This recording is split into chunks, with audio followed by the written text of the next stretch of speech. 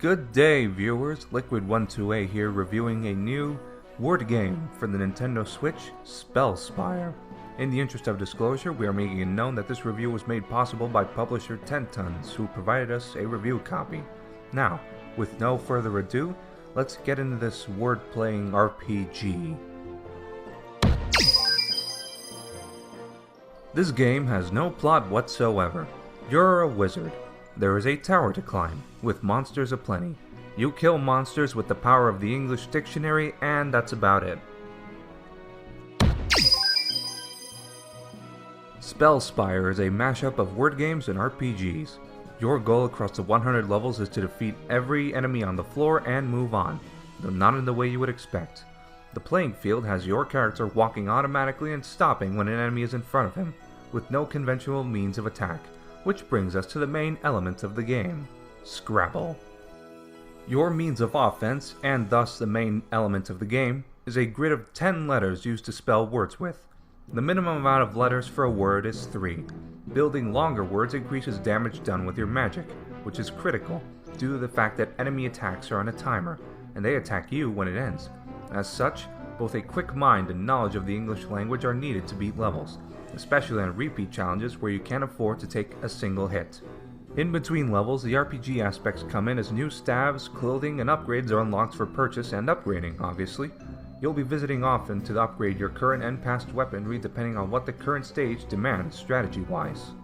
Switching up gear is important, since no matter what you have on, the game can become surprisingly difficult depending on your grasp of the English language. Because words can only be used once, it mandates that you improvise fast with whatever 10 letters you're given, and depending on the combination, you may have many words to pick from or little, especially since there can be some very obscure words, as the game will remind you at the end of every level.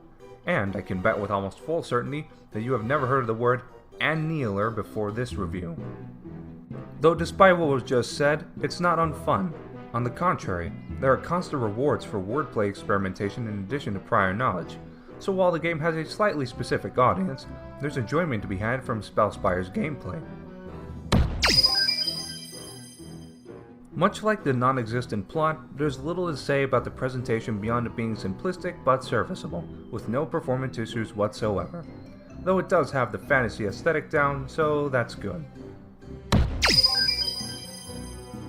Spellspire is unique enough on its own merits and has enough stuff to keep you coming back, but in spite of this, the price point of $9.99 or your regional equivalent is slightly steep. The replayability of the stages means that there are technically 200 levels in the game, and the difficulty is high enough that you won't simply breeze through it effortlessly unless you're a living dictionary. Nevertheless, the game is still a good time, though those not into wordplay may want to look elsewhere. With all that said, I'm giving Spellspire a 3.75 out of 5. Let us know what you think of this game if you buy it below. Make sure to like the video if you want to see more, and subscribe to Source Gaming for more news and reviews straight from the source. I am Liquid12A, signing off.